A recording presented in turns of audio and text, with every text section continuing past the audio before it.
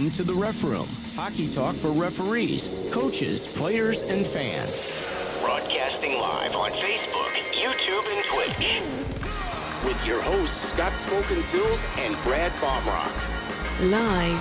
The Ref Room starts right now.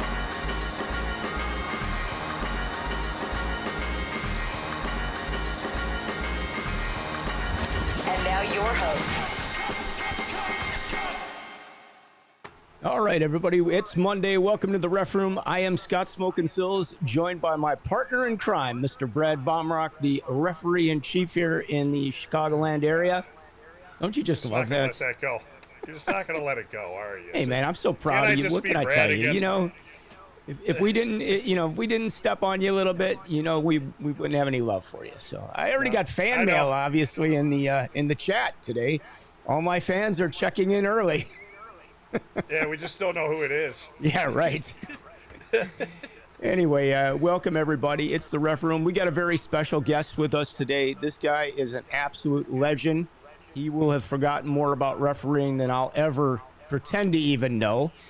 He's been doing it since the 70s. Worked at the highest level, probably one step away from the NHL, and easily could have worked there. So let's bring our good friend in here. Mr. Joe Prescott joins us, a.k.a. Pops. What's going on, Joe? How are you, buddy? Great to see you guys. Really great to be seen by you. Love that mustache, Absolutely. my friend. It is unique. See, Joe is just a class act. Joe comes dressed for the occasion. You know, he comes dressed to the games, never comes empty-handed for his partners, always has a Gatorade or some sort of, you know, like expected beverage to help you hydrate properly out there. You know, I mean, I just love that about you, Joe. I wish more guys would do that. Well, it goes back again. You know, we didn't have Gatorade years ago. So we did most of our rehydrating after the game. But when I was a linesman in the United States Hockey League in the 70s, the linesman bought the beer for the referees. Now, I would think it'd be the opposite. I think the referees should have bought for the linesman. Right. I never understood that, considering the linesmen were making 15 or 20 bucks and the referees were making, you know, 60 or 70 bucks. But yeah, the linesman bought the beer for the referee, and I always thought that was not great, but you know, you bought like you good, and it was, you know, Blatz or red, white, and blue. They didn't buy good beer, is what you're saying. Blatz. Black. We got Schmitz for you. There you go, Joe. When I became a referee, then I told the linesman, I said, I'll bring the after game treats, and we had an upgrade in the Kreuzening. It was an upgrade. There you go. The water was better. So I still do that. You know, when we did start to get Gatorade, guys always would bring an extra Gatorade for their partners, and especially if you had somebody coming in out of town, you made sure, you know, you had an extra towel in your bag, or, you know, you had Gatorades, and and like it was such a social time. You know, you spent a lot. Of course, we didn't have internet or you know, email and texting, but you spent a lot of time on the phone setting things up. You know, the restaurants you were going to go to afterwards, and if I thought that's what's the discussion at the bench. You know, like later in the game, that was the discussion when the coach called you over. It was to talk about where he wanted to buy you dinner afterwards. Well, there was a lot of times we went out and the coaches were there. I'll tell you, the coaches knew what places we'd go to, you know, afterwards, and a lot of times the coaches would come over, and just like guys that, you know, would scuffle in a game, you know, some of the guys that would scuffle a lot, you'd see them after the game and they'd see each other and they'd be the best of friends. You know, some of the toughest guys that I knew were the greatest guys off the ice. You know, the most considerate, and really were concerned. If they were in a good tussle with somebody and the other guy got cut up pretty good, these guys are really concerned. You know, sure, they were mad at the time, but when that game was over, it washed. And they leave it on the ice. It's a business, man. I mean, you leave it out there. And, I think it's different now because now you see the players come up before and during the game. Hey, how you doing, man? How was your summer? What's going on? I mean, they're, of course, they're not going to check each other anymore either in the NHL, but that's just the way the game has become. Hey, since we made a point about the internet there, Scott, think about this. You're driving to, let's say, Des Moines, Iowa. You've never been there before. Yeah. You Written better directions. call somebody and find out where the rink was. Written directions, yes. Or stop at a gas You're station not and going to ask. find it. Yeah, things have changed.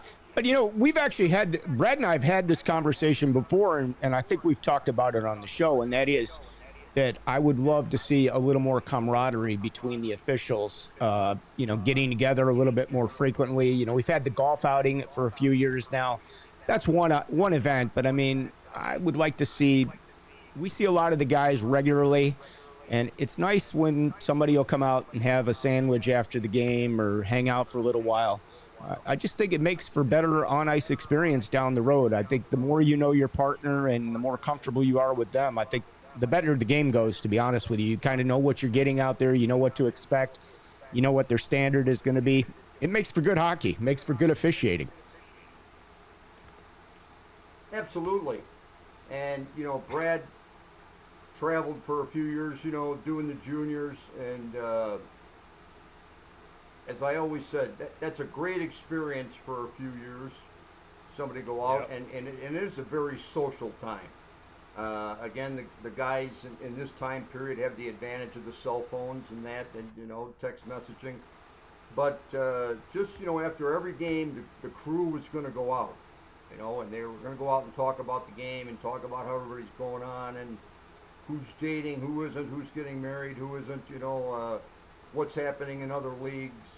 The social aspect of our game, unfortunately, you're right, Scotty. People are missing. They're missing it. And this right now, today we're getting really close to the time where all real hockey people are getting really excited. We're 31 days away from National Hockey League training camp. Montreal Canadiens camp starts 31 days from today on the 15th. That's their rookie camp, and then on the 21st, the whole team comes in, and I'm sure the Blackhawks are, close to that too. Every National Hockey League club starts between, the 15th and the 21st. Yep. And, for real hockey people, we're all excited about that. We're all excited about what the league's going to be doing, how the league's going to be. Of course, I know Chicago, a lot of people are nervous about what they're going to do with, Taser and Kane. And for the people that can afford season tickets, boy, it's a big challenge, how it's going to be this year. But, hey, last year my Montreal Canadiens were battling an expansion club for last place. Yeah. So when you're a fan, no matter where your club ends up, you're still a fan. But I do feel bad for the people that spend a lot of money. Tens of thousands of dollars for those tickets. Yeah, because now you're talking a huge financial investment, and but we'll see. But like I say, You never know though, Joe. You never know. Like, you got all these new players. You see expansion team. Look at Vegas. They popped up out of nowhere and make a run at the Stanley Cup. You just never know what's going to happen. That's the beauty of the start of the season. Everybody can be optimistic until proven otherwise. So, I mean, that's why everybody should be excited this time of year. You don't know if your Central States team is going to be the best in the country, or if your AAA team is going to go to the Nationals. I mean, you just don't know at this point. You hope, you work for it, but right now, everybody's equal. That is so true, So and it's speaking a about new the year start for of the officials season, as well. at about the same time, the ACHA will be starting, and the NCAA rule book just came out. I don't know how much you guys have found out. I only know of two major rule changes for the NCAA, which will be using ACHA. Love to hear them. And Pardon me, have you heard? No, love to hear them. Okay. No, I didn't. Normally, I get an email when it comes out so that you can go get it. And I didn't see that email unless I missed it. Well, again, possibly I just got, the word while it's printing, while they're printing up. Maybe it just hasn't been published yet. But the Rules Committee passed that checking from behind and head contact doesn't have to be an automatic major in game. That now they're adding the option of a straight major. And of course, Okay. I'm a big proponent of that. Yeah. It really, when you give officials more options, you give the referees more options to work, game management becomes better, and how you communicate the sanction of the penalty you're calling. When you're locked into a situation where you have to give somebody a game misconduct or an NCAA a disqualification penalty, and the only other situation is a minor penalty, now you're locked in. If you give an official more options, you can set the tone, and everybody realizes. And for guys that don't do a lot of college hockey, you have to know that the Friday night game is so important. The Friday night game is, it's a 2-game series. You got 6 periods of hockey. You're setting the tone for 6 periods. And a lot of our guys today don't realize that Friday assignment is so important. I realize guys are coming from work and all the rest, but you've got to get there and get your head on straight as the referees, because you have to set the tone for 6 periods of hockey. And if you have more options, there's so many different ways that now you can game manage. And as I've said many times, refereeing's an art. Working as a linesman, it's a science. No doubt about it. Lining, you have to be there. You have to be at the spot you have to be in. You have to have the straight angles all the time, consistently. Refereeing is an art. And as many tools as you have with your own personal skills, but also with the rules and how you can enforce them and communicate them, so important. So that's rule change number 1. You have the option now as straight major, head contact, checking from behind. The other rule, that's now we'll go into the I'm not happy with, but what are you going to do? They've adopted the National Hockey League offsides that You just got to break the plane. Yeah. The state has to break the plane. So the flying foot thing. Flying. I'm really sorry. The National Hockey League has professional linesmen. This is their livelihood, and they have the top technology, video technology. Yeah, they've got video replay. Pardon me? They've got video replay. Right. That's not a luxury everybody has. They're going to invest in the same replay equipment. But even the Division One schools, you have some linesmen coast to coast who are average. Sorry, that's just the way it is. Depending on it. Now, when you go into NCAA Division III and you go into the ACHA, how many Division III schools and ACHA schools can invest in major technology for the blue lines, video technology? And no, the ACHA, I don't think it's allowed, and I don't think league by league basis for the Division III. It's like the one that we worked in, they only had video replay during playoffs. But that was at the goal. So that would be the only thing. Correct. That wasn't on the blue line. No, you're right. Yep. Yeah, they have it on the blue lines. You have to have some huge technology, and you also have to have the, how many Division III schools have their own rink? Well, I was going to say, how are you going to do that when you're coming into a rink that everybody uses? Let's say you're going to downtown Chicago. That rink is being used by umpteen organizations.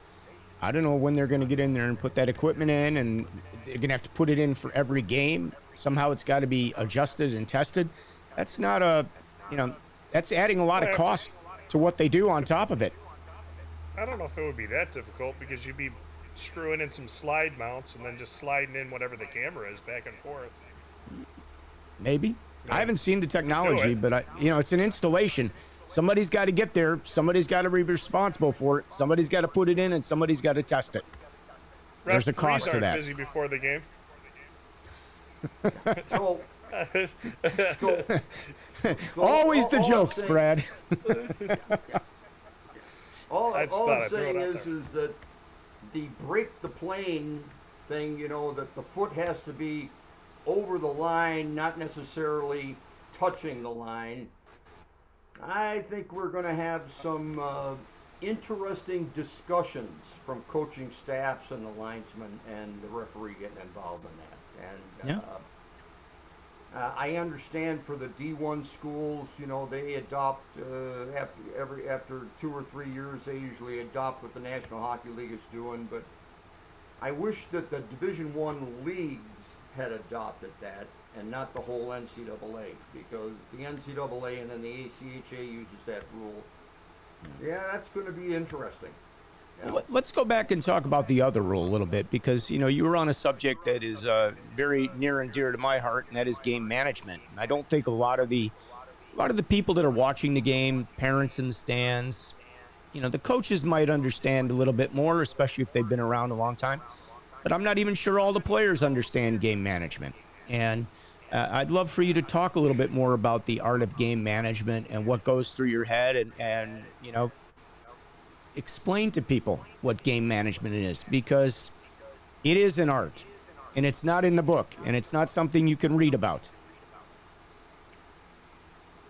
Yeah, and as the best referees told me, when I started out many years ago, they said, I wish I could take my bag and put 500 games in there of experience and give it to you, because that's the only way you really know what works and what doesn't. Yep. On the other hand, something that I did and everybody else did years ago is you went to games and you watched other referees. You watched how a referee in the 3 official system handled it, or now in the 4 official system. Obviously, I thought Bill Friday, old-time NHL, and went to the WHA, I just thought he was outstanding. From the minute Bill Friday walked into gate 3.5 to the old Chicago Stadium, it was Bill Friday's building. Bill would come in and he always was dressed up, big cigar, come in 3.5, he'd be talking to the fans and, how you doing? He'd see people in, how's your wife? And Bill would get dressed and he'd come out, his big chest, and people, we had short glass in those days of the stadium, and, somebody, hey Bill, and then somebody, hey Friday, you suck, and he goes, yeah, so's your wife, the back and forth with the fans. Bill Friday was quite a personality. And then, of course, I was very blessed to have a friendship with Andy Van Helleman, who, without a doubt, when you work as many Stanley Cup Final Series as Andy did in the 80s and 90s, you're doing something right. And between those two, I saw my favorites and how I liked the game officiated. But from being a player and as I became a referee, we had Leroy Albrecht.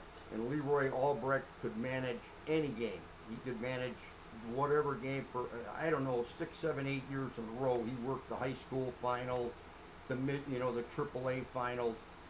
Why? Because he was the best we had. No doubt about it. And then Phil Lavecchio, a good friend of mine, and I, we were very fortunate to work, 5 or 6 or 7 years in a row. But watching other referees work, and you find the people with your personality. You see, that's the other thing too. Obviously, I have a big personality on the ice. I'm like Bill Friday. There's some quiet people. I'm 6 foot, and well over 200 pounds, but I was, 6 foot, 185. I took up a lot of area around the goal. guys that are a little shorter, they have to try and key in on old tapes of Terry Frazier, because they have to find a way to use their body presence. Signaling. When I started out, so much time in front of the mirror to get down mannerisms, because I didn't want to just mimic a Bill Friday or mimic an Andy Van Helman. I wanted it to be myself. So how you use your hands, when you're talking to a player or a coach, how you avoid the single points, how you avoid anything that looks aggressive. Except for those 1 times out of 1,000, you need to be a little aggressive. And the difference between the people that can game manage and the people that just use the rule book, and that's the difference between a real referee and people that just have a striped sweater on. They put the time in to watch other officials, whether it be at the National Hockey League level or their local level. In Illinois now, there's all sorts of opportunity to see some of the good officials that we have in Illinois. And if you don't have the ability to look at the whole schedule, I'm sure a guy that really wanted to become a good referee could contact Brad and say, I'd like to see Scott Gaffney work a few games. Just a name out of the thing. He's a young guy. He works some pro hockey. I'd like to see him. I'd like to see Billy Hancock, a linesman a long time in the American Hockey League, work some games, because he still works amateur hockey. And just to go out and watch their body language and watch the cadence in their signaling. The difference how you will signal a trip penalty versus an aggressive penalty. A restraining foul versus an aggressive penalty. The sharpness that you might add to your signal on an aggressive penalty. That you want everybody to know that you're on top of it and it's going to stop. Where the restraining foul, you're going through the straight cadence that, you teach a level 1 seminar. You stop, you point, it's a restraining foul, a hold, or whatever it is. But when you're going to call something, the other thing that drives me crazy when we talk about game management, and I'm sorry it goes on at every level, even the National Hockey League, is the multiple whistle thing.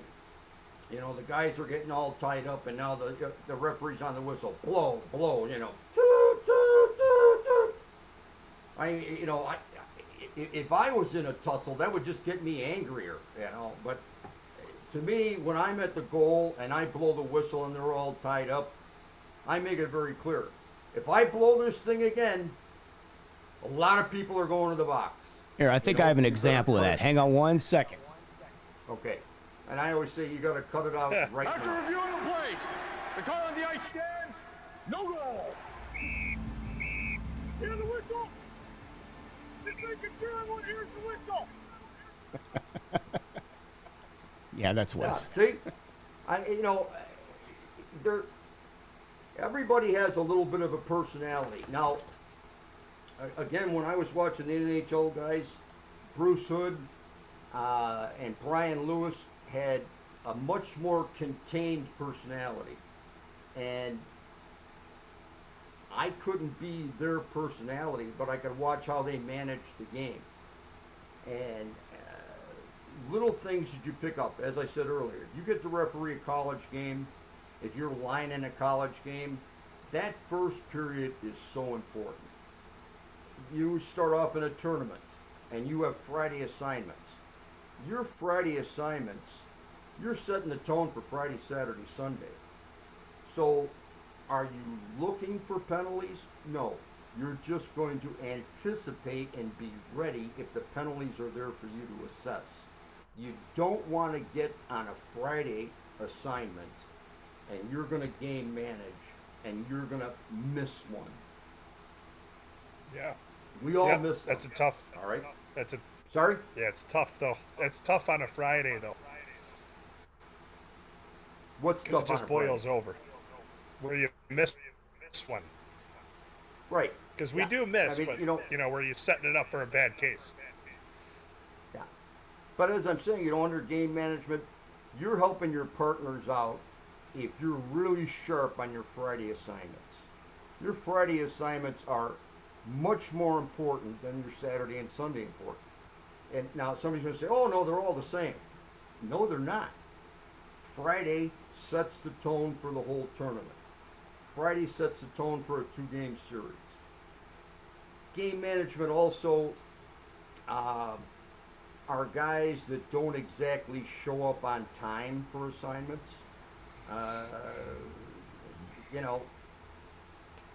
I get it when guys have to work and they have a challenge, but a guy that he's perennially not there on time, you're missing a lot in game management. I like being to the rink early. I always did, even as a player. I was one of those guys that was just first one in the locker room, couldn't wait to get in there.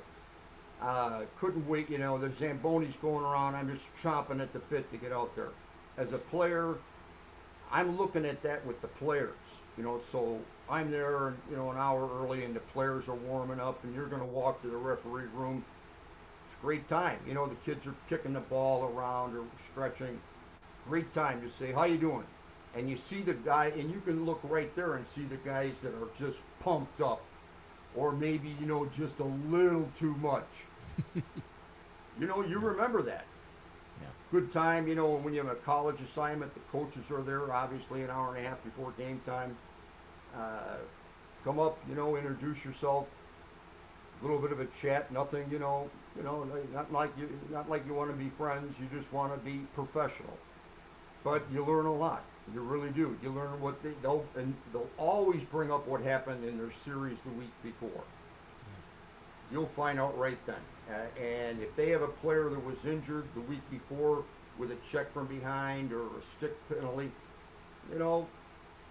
puts it in your mind that obviously they've got a little bit of a memory from that. These tournaments that come in, we have so many tournaments that come in, and you get there early and go out to the lobby, buy yourself a coffee or something like that. You see some parents in, wherever they're from, California or Canada or East Coast, and just say hello, and and they'll of course ask does your kid play for a team? Well, no, I'm with the guys you don't like all the time. What? I say, yeah, I'm with the referee. The zebras. Yeah. We're sorry. And they'll inevitably ask a question. They'll ask a question of, well, geez, we had this happen. What do you think? And it's a great time to say, well, I wasn't there, and I can only go by what you're telling me. Here's the rule. And there's so many times I've had the opportunity when you have these out-of-town parents come in, and they'll ask a question about a penalty. And, of course, I make clear that I wasn't there, and I'm only going on what you're telling me. But I talk about referee sight lines. I talk about what the referee is seeing and how the National Hockey League has had many times video review, fraction. They'll show the referee's view. They'll show what the coaches see from the bench, and they'll show what the fans see from the stands. And the angle of the infractions can make it sometimes night and day in all three areas. So I always try and get sight lines across to people, whether it's, I'm talking to coaches or the parents, fans. And to me, that all bleeds over to game management on the ice. Because if the players see me come in, I'm there early, they're there early. They know that I want to be there, And if all of a sudden we have a good interaction, that's fine. Brief, something funny out the way. The coaches, nice brief conversation. We already have a communication line going. And when you have a communication line going, it's everything. What I really like about Wisconsin high school hockey, it's a rule that the captains and the coaches and the referees meet at center ice the last minute and a half of the warm-up. And you check about equipment, and you'll talk about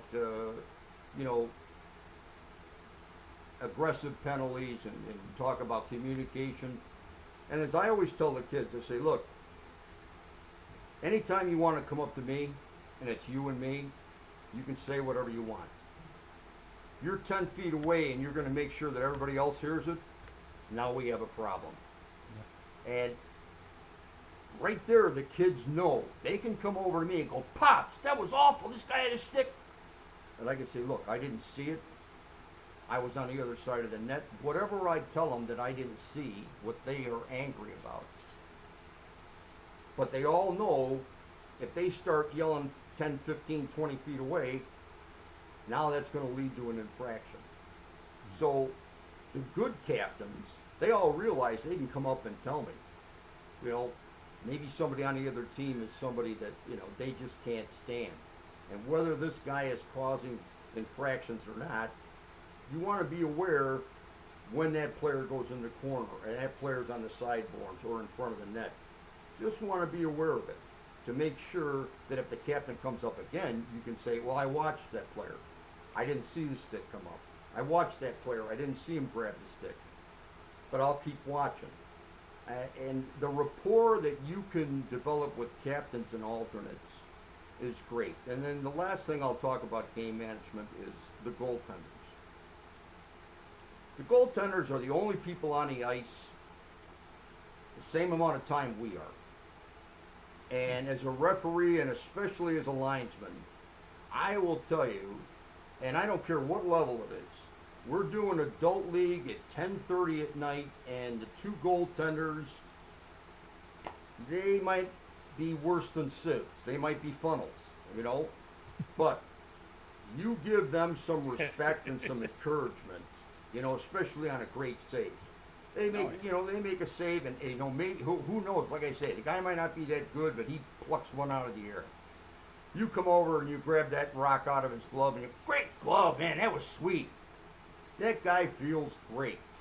And when you have the higher levels, the college goaltender, there's a scramble and he ends up with the puck, and you go, wow, that was really tough, boy, good job in there. Especially as the referee around the net, because you're going to be around the goal, and that goaltender, he wants to make sure that you have his back, that you're not going to let him get whacked or pushed or bumped, and you have to let him know that you're not going to let that happen. And the goaltenders, in between periods, talk to their defensemen. And if you're a good guy, they might be in there bitching about you, but he's going to say to the defenseman that he likes, nah, I think that guy's okay. And right there, you get the goaltenders on your side, you've got a plus. And at any level, I don't care what level you're working, the goaltenders are out there at the same time as we are, and the goaltender is just like our job. They have the roughest job on the ice. What person wants to take a job that you make a mistake, a red light goes on, and everybody's upset? All right? Everybody else is playing, but there's only one guy that everybody looks at when that red light goes on. Just like us. There's only one person they're looking at, whether we miss something or we call something. It's us. Yeah. And if you can develop a good rapport with goaltenders, I see goaltenders in high school hockey from season to season, they'll be the first ones to say, hey, Pops, how are you? Because they know I won't let them get whacked. And also, when they're having a rough night, I try and tell them as much as possible, there's nothing you could do about that one. You were screened all the way. So, in brief, you know, the biggest thing that our referees are missing today, the ones that I work with, is how much do you want to extend yourself to communicate and how you communicate. It all gets down to it. Are you communicating with the goaltenders? If you're a linesman and on the face-off, are you asking the guys to move, or are you always yelling at them to move? You know, it's difference is you have that first face-off there over the lines. You can just stand up and say, hey guys, it's real early. Come on now. I need you on side on those lines, please. You know what?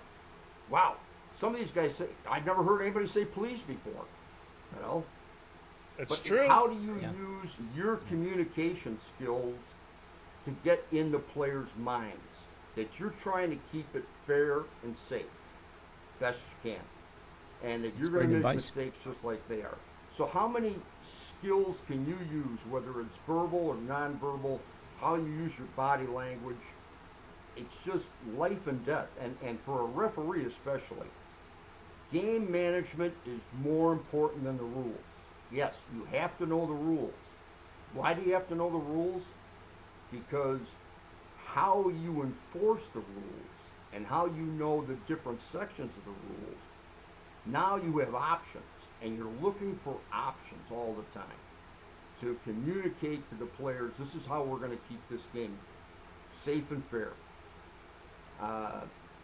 Really, Scotty, it's a shame that when we were back writing the manuals in the 80s, we were hoping that the advanced manuals would get referees, the top referees in the National Hockey League, the top Olympic referees, to talk about how they manage games. As I went over in the last 10 minutes, talking to goaltenders, how you look when you come into the rink and see the players, how you interact with them, how you interact with the fans or parents. It is all game management. It is the whole package. For the linesman, game management is how hard you want to work. Really. Two good linesmen, two really good linesmen can make a so-so referee look pretty damn good. Yes, they can. And when you're in the 4 official system, it's the same thing. You have 2 referees out of there. They're not as exposed as when it's 1 referee, 2 linesmen. But 2 linesmen that every time they're a whistle, they're coming in with a spray of snow and they're ready to talk to guys. That solves 90% of your problems. How you communicate with the bench, whether it's kids, I don't understand this, but it's gotten worse and worse in the last 10, 15 years. Why coaches don't have their kids sit down, I don't know. The National Hockey League, you watch the National Hockey League or the NCAA, they all sit. You don't, Yep. Yeah, you don't see players leaning over with their sticks in your back. No, it's Well, weird. And I will Watch I some of will the better always teams talk to- here in Illinois. The better high school teams are disciplined. They sit on the bench. And then Right. you watch some of the others, and it's a free-for-all over there. You're trying to, not get whacked in the head while you're going by. You have no place to even work. And it's interesting because there is a big difference, and it's usually the higher-level teams, the better Right. teams, are very disciplined, and they know to sit on the bench. That's And so- coaching. You're supposed to be tired. That's you should be tired. So you should be sitting down on that bench. When you're getting off, you should be exhausted. Right? Now, as a linesman, you can really help matters out with that if you develop some kind of, especially the blue line. When I skate as a linesman, I always put my hand back and push the kids back, and I would say, look, I need that area. If the play's close, I might be putting my big Irish butt up there. So come on, guys, work with me. And when the guys are leaning over, I'll make sure to push them back. And sooner or later, they all get it. You'll even have some of the players, they'll be leaning over and you'll bump into their stick. Oh, sorry, Pops, I'm really sorry. Because they're thinking. That's game management also. For the linesmen to be talking to the benches.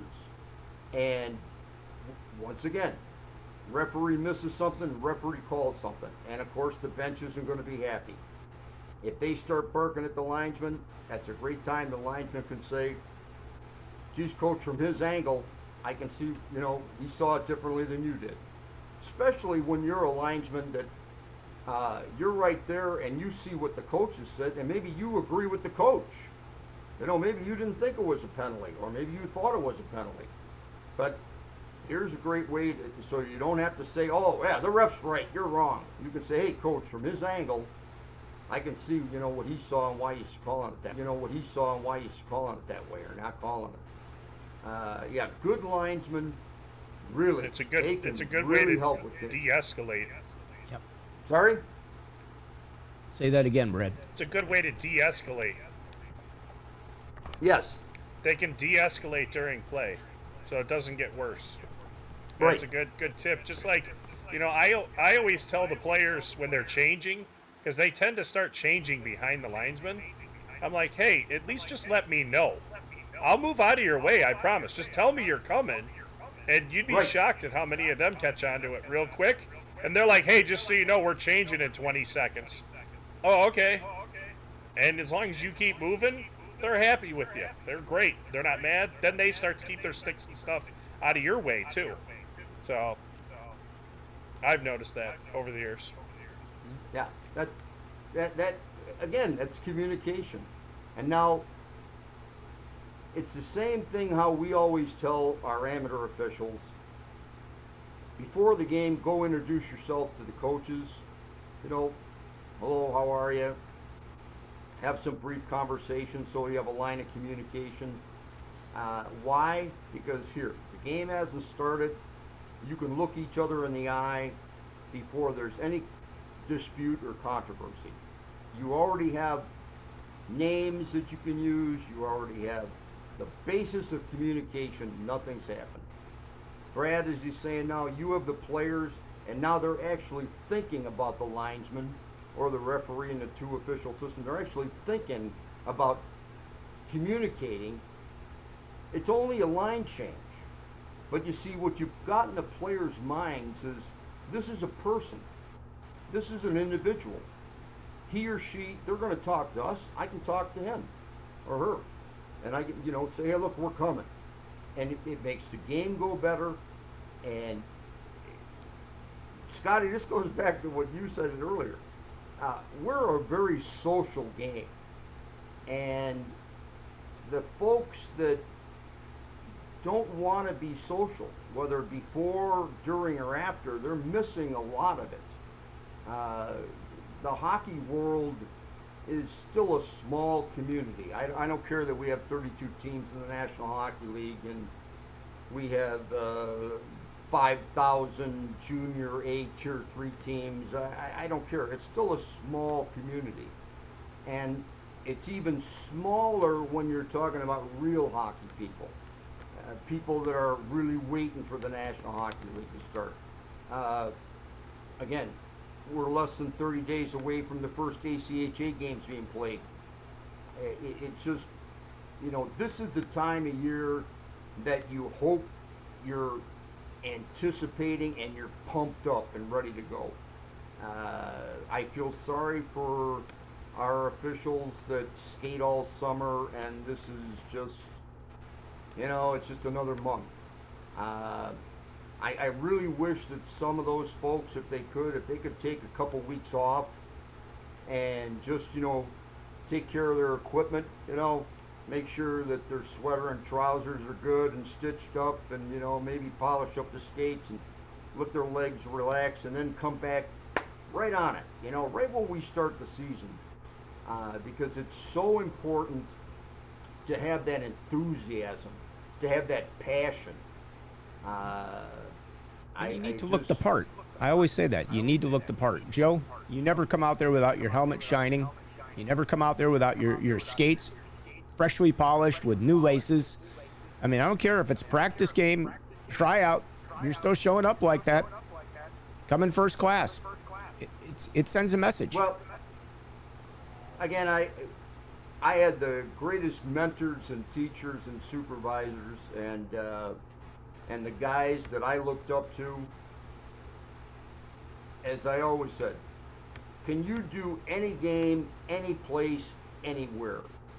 And how are you ever, really, the vast majority of people could go out and skate in the National Hockey League one game and get through it. But how are you when things get hinky?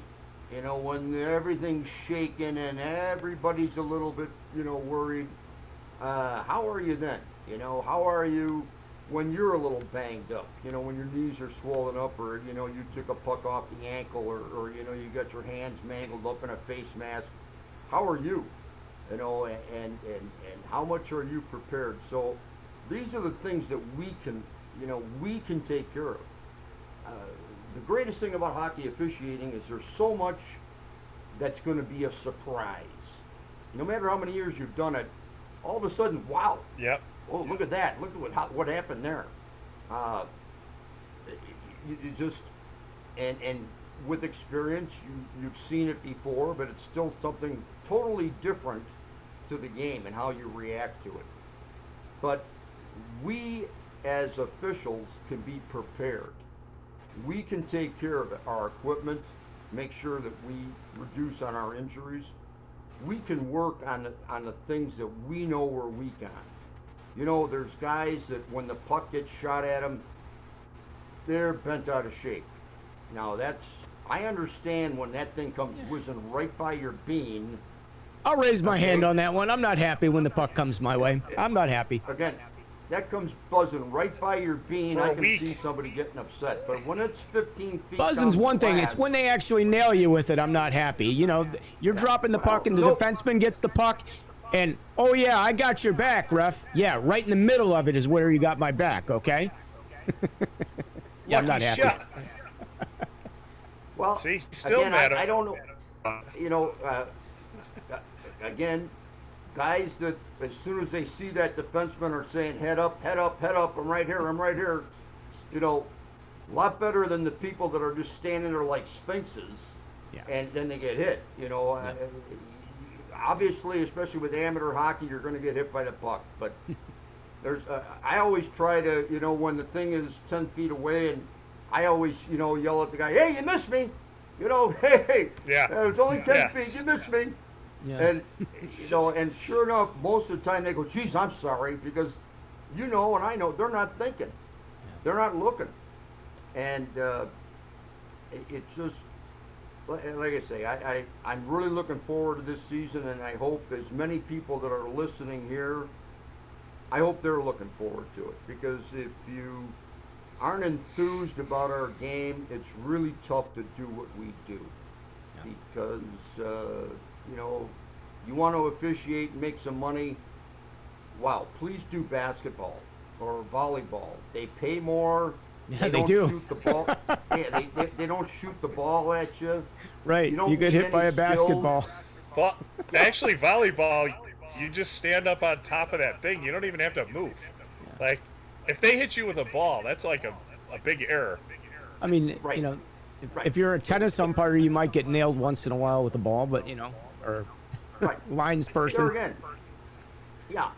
You know, the high school officials that do that, they get paid a lot, and their injuries are very little. I guess the guys in volleyball and tennis that sit in those chairs, maybe they got a splinter once in a while. I don't know. Just But- like a player that's not very good. Cramp. A cramp going up the ladder. Yeah. Right. You know, Yeah, right right. in the Yeah. calf. Yeah. Chip Charlie the Horse, nail. the bottom Climbing the foot. ladder. I chipped the nail. I'm out 3 weeks. I need 3 weeks to recover. Right. And see, that's the other thing about our gig. You know, with the problem that we've had with officials since the coronavirus, coast to coast, everybody is short. If you're in a tournament and you're working Friday, Saturday, and Sunday, and you get that puck off the side of the knee on Friday, I'm sorry, you're still needed on Saturday and Sunday. You know, it's, you know, you're not expected to call in sick because you've got a boo-boo. Yeah. And that's part of the gig. And you know, and I think it's part of the reward Good too part of our about gig. it. You know, The one good a part good about it player is, you know, that becomes an official. I'm sorry. Go ahead, Brent. it's okay. I lost The you, one Greg. good part about it is when you do take that. Yeah, I'm having all kinds of problems. Scott. What's the matter? I can hear you. Oh, he just dropped. He'll come right back. All right, stand by. He'll Yeah, come back something in. happened. I couldn't hear him. We'll keep going. He might have just had a bad internet connection for a minute. He knows to, But anyway, to you come know, back. as a player, guys that are players and they come in, they're used to taking a nick on Friday and still playing on Saturday and Sunday, and it's a big advantage. Yeah. Are you teaching seminars, Scott? I've helped Brad, you know, or I hold with a few of the seminars, a couple of them. I know you just did one for AAU.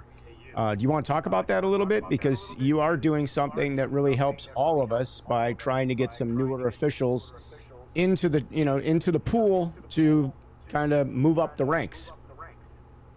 Well, yeah, the AAU handles mite hockey here in Illinois. I think they have 107 teams all over the general area and out in Rockford. It's just really magnificent what they've done. These people put in a lot of work, and Bobby McPherson puts together this educational program along with Steve Deisner and Mike Wagner, and it's like the old days. I love it because it's like the old days. You sign up and it costs them nothing. We all volunteer our time, and it costs these young people to come out nothing. And we just say, wear your hockey equipment underneath, some sweatpants and a jacket, and we know you're not going to have a whistle. Wear your cage, it's okay. We're just going to give you on the ice a little bit of work of where you have to go and what you have to do. They have a couple hours, 2 hours and 15 minutes in the classroom, an hour on the ice. There's also a parents meeting, and it gives them a taste. Do you think you'd like to do this? And you see, when I started, it was $5. $5 to sign up. $3 went to Colorado Springs, and $2 stayed in Illinois. It was $5 total. So if a kid signed up and they didn't really like it, so what? You didn't have to buy a helmet in those days and a visor. It really is tough for level 1 officials, USA hockey officials, because A, there's not that many assignments, and B, just the investment you have to make in the equipment just to start off. Scotty, it's a shame. It really is. Yeah, it's pretty expensive. I mean, we calculated what it costs probably to buy ref gear. If you're working the higher levels of hockey, you are probably in for a couple $1,000s easily. By the time you figure, your skates are going to be anywhere from $600 to $1,500. So you're going to be way over that. The pants are $250, maybe $300 if you get them altered properly, and you put suspenders on them and another clasp to keep the suspenders together. Shin guards, $70. Shin tights, $20. Jersey, $70 to $100. Need 2 of them. Need a ref one. You need a linesman sweater. Elbow pads. The long underwear. Several sets of that. I mean, it adds up. The bag to carry it in. Multiple utility items that you need. And you probably need a backup set of everything, because if you're working a lot, you're going to go through this stuff, or it's going to need some repair and whatever the case may be. So, yeah, it's not cheap. Your helmet. I didn't even talk about. I had sticker shock because I had my helmet break last year. And, I was thinking, it'd be $100, $150, maybe $200 with the visor, to buy a really good top of the line helmet. Oh, no. It's more like about $350 for the helmet plus tax, and then about $50 to $75 or more for a decent visor. So wow, it's more like a $400 or $500 investment to buy that new helmet and visor if you want to do an update. So it really is way more costly than you would expect. And one of the things with the AAU young officials, of course, we make sure to tell them that if they're interested in joining USA Hockey also, that's great, but we go over the equipment. We go through all the equipment, and we make it very clear to them. Please, don't go online and buy everything right off the bat. You can go to Goodwill and buy a pair of black trousers that are 2 sizes too big for you, and that'll be just fine. Yeah. And go on eBay. eBay this time of year, you'll find at least 50 official sweaters. Referees, linesmen, all different sizes, women's sizes. There'll be at least 50 because everybody is clearing out their closet and they want to get rid of things. Yeah. The last 3 helmets that I purchased were on eBay. And really? The most expensive was $40. And the shipping was like $7. So $47 with the visor. Yeah. Took the visor off, cleaned off the helmet, put floor wax on the side, got a nice glaze. It looks brand new. Yeah, Brand your new. helmet, your stuff always looks great, Joe. I always compliment you on, the way your helmet looks, and I don't. We used to use what was it, heel and toe back in the day to kind of shine up the skates. What do you use on yours? Because you've got them Yeah, like shiny black. it's the same thing. It's a military heel and sole enamel. Heel and It's sole. what guys in the military do, on their boots for parade Yep. dress and on their shoes for parade dress, Okay. for the sole and the heel. So it has the same spit shine appearance as the leather. Yeah. And I do the whole boot because I don't like the different colors on the skates. And How often do you do your skates? Just out of curiosity, Joe. during the season, every week.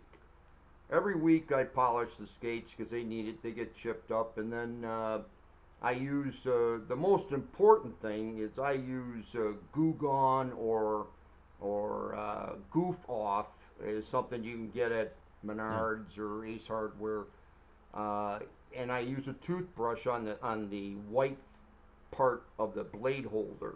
Yeah. Uh, Here, because one of the other things that will work for that is the Mr. Clean erasers. I don't know if you've tried that yet, but those are pretty good. That'll take puck marks off.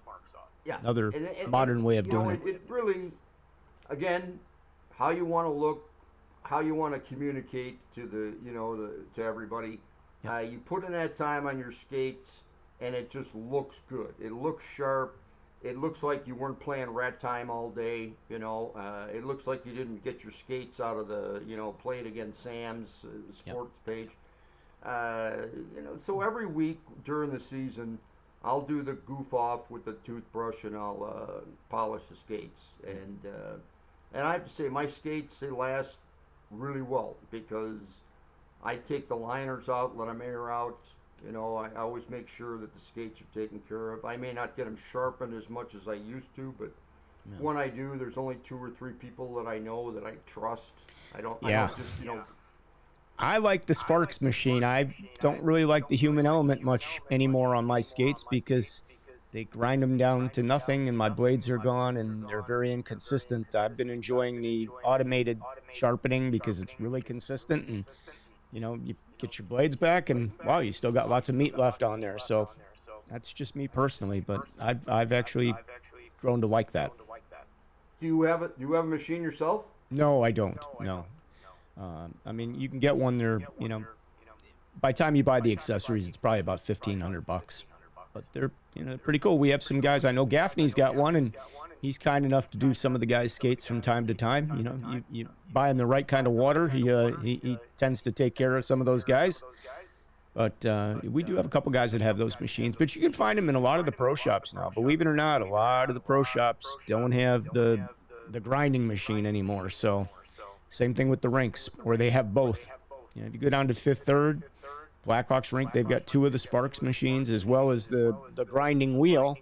Your choice how you want them done. I pretty much will say put them on the Sparks machine. Do a half. Yeah. I don't know if you've tried that yet, Joe, but you should try it.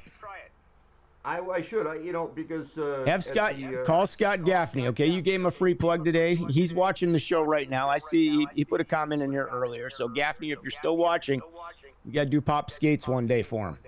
Do you do a half on your skates, Joe? Yeah. Okay. So there you go. And talking about Scott and Brett Straley, I looked at the roster of the IHOA board. And with Joe Girardi and Anthony Friarito and Brad, of course, it's really good that a lot of younger people or people that haven't been involved for many, many years are bringing in new ideas. They're the ones that are out there doing the games, and I think that's really positive for Illinois. I really do. I'm really happy to see that. I've been on the board years ago, and it's great to have some people with experience, but it's just as important to have people get involved that are out there in the rinks doing the games, that are in touch with the hockey community and really know what the officials are going through. And when I looked at that roster of the board of directors for our IHOA, I think they've got a lot of people that spend a lot of time in rinks, and I think that's going to help the association.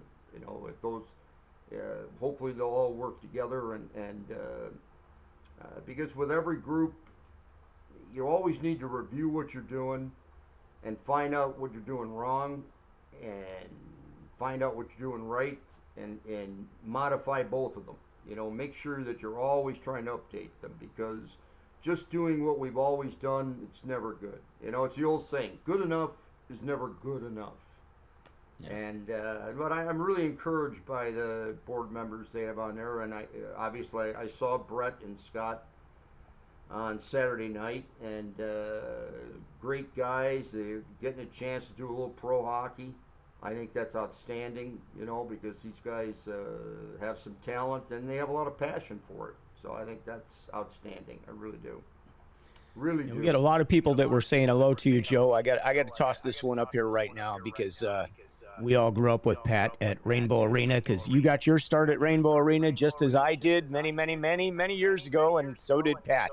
So yeah, he says, hey, Joe, looking good. When you going to come out and play some stick and puck with me?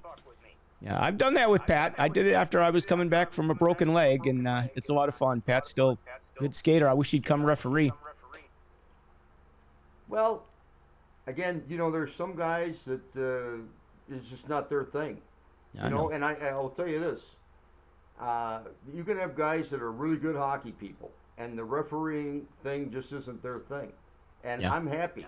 I'm happy when somebody finds out that, you know what, this just isn't for me, and they do something else. Yeah, it's not for everybody. They stay involved, like coaching, you know, or official, you know, or playing. I mean, look at Pat. He's still out there. Pat, I don't know. He might be a couple of years younger than I am. I was surprised when you told me how old you are, Scotty. I thought you were a lot younger than I am. No, that's okay. But, you know, I just love it. Where did you guys play? Where did you guys play Rat Time? Mount Prospect. They have, like, it was, like, empty. I think Pat and I, maybe there was one other person on the ice. So it was like, we just skated around and, you know, passed the puck around, shot, and did what we like to do.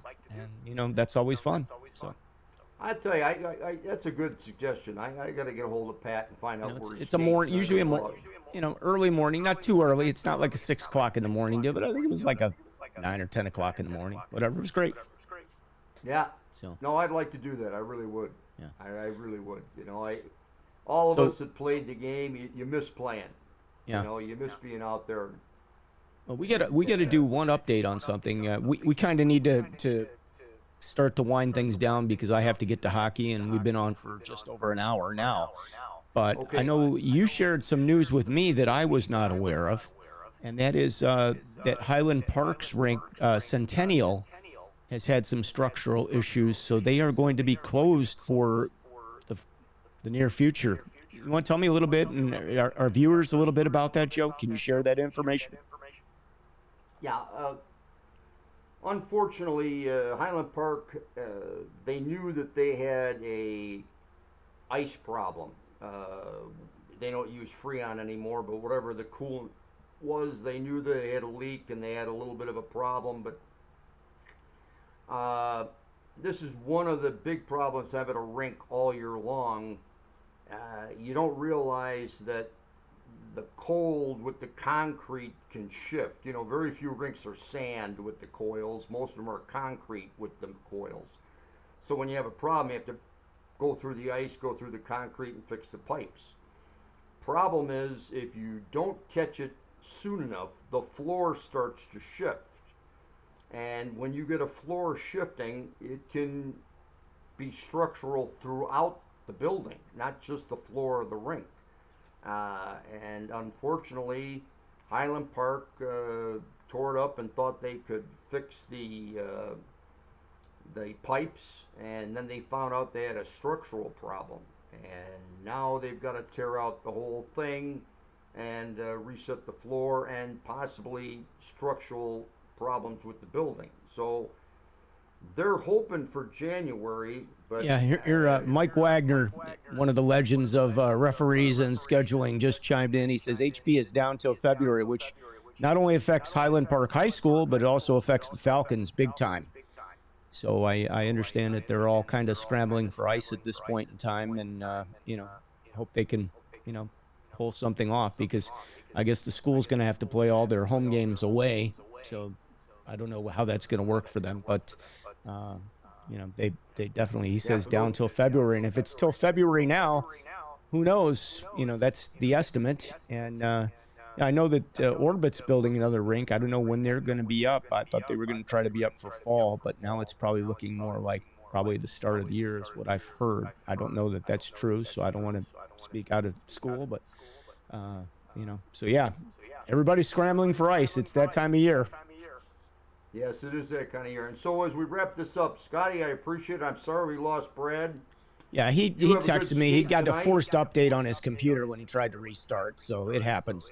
But anyway, he thanks you for joining us. I thank you for joining us. It's always a pleasure. Come back anytime.